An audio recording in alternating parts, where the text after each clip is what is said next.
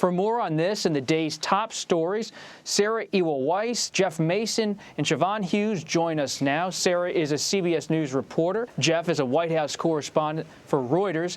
And Siobhan is a Capitol Hill reporter for the Wall Street Journal. Siobhan, Indiana Representative Jackie Walorski died hours ago, tragically, in a car accident. Before we get to Kansas, can you tell us about what happened in this episode, in this tragic crash?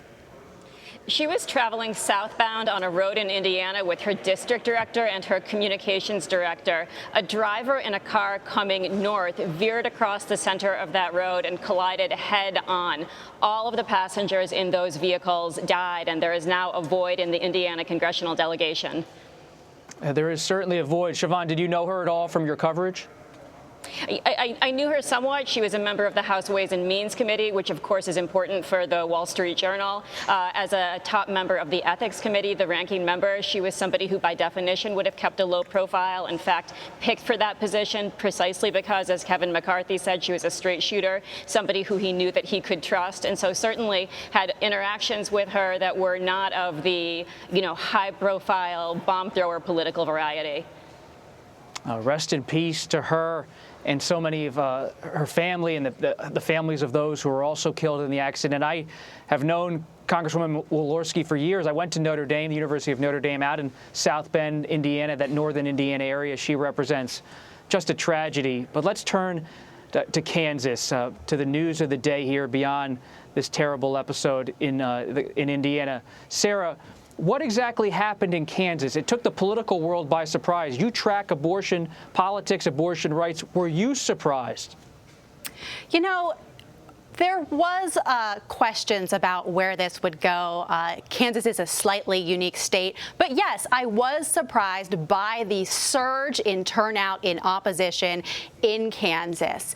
What we do know is that those who oppose this amendment, a coalition, really were on the ground knocking on thousands of doors, making hundreds of thousands of phone calls. And the goal here was to educate voters on the ground in the state, and they really went after a very diverse coalition of voters, and they were trying to focus on this as an issue, specifically just focusing on taking away the constitutional right to an abortion, and not looking at this through a partisan lens.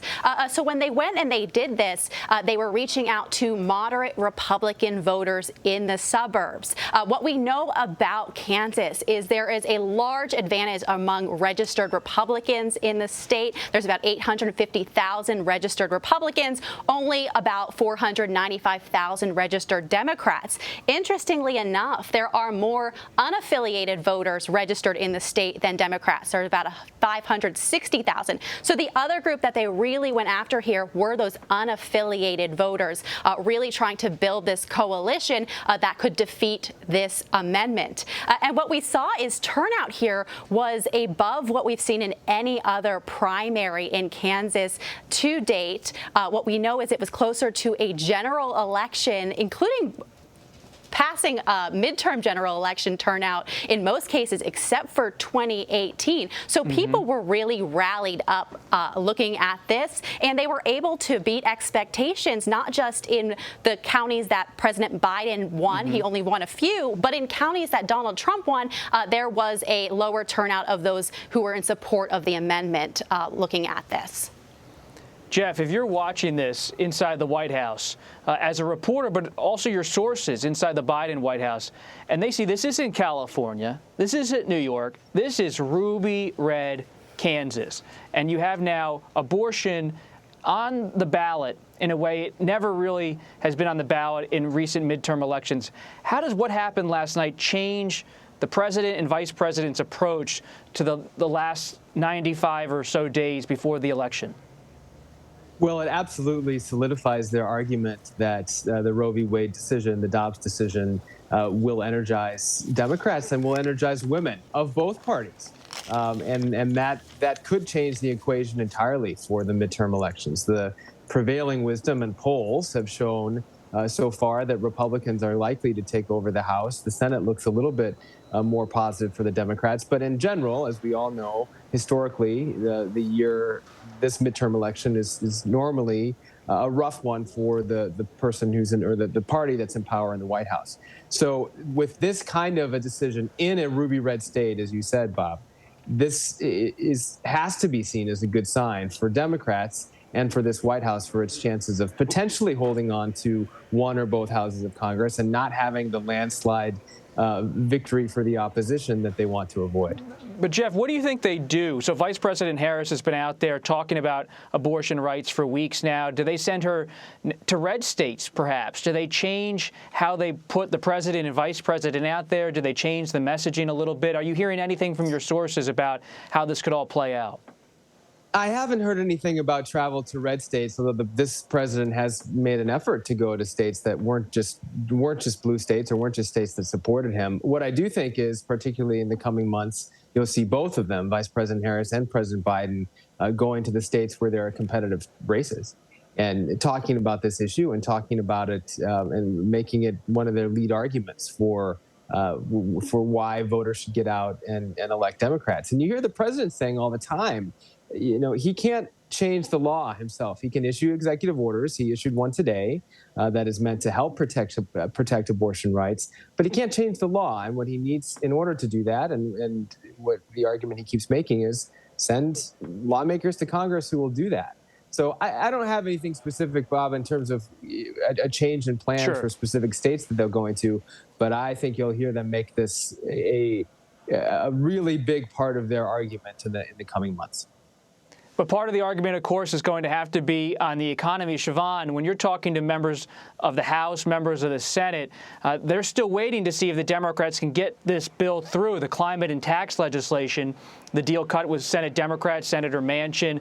There's still Senator Kyrsten Sinema of Arizona, the moderate Democrat, who's out there mostly silent on how she'll handle this piece of legislation. Do you have any reporting on where she's leaning? Because this is probably crucial for the Democrats in the final stretch. Kyrsten Sinema is crucial in the final stretch, and not on where she's leaning, but on some of the issues that are in play. There was chatter today that Kyrsten Sinema has a couple of asks for her vote. One of those is $5 billion for Arizona for climate resiliency. Essentially, there's a drought in Arizona, and her state would benefit from that money. Also, more lenient terms on this Democratic effort to make carried interest.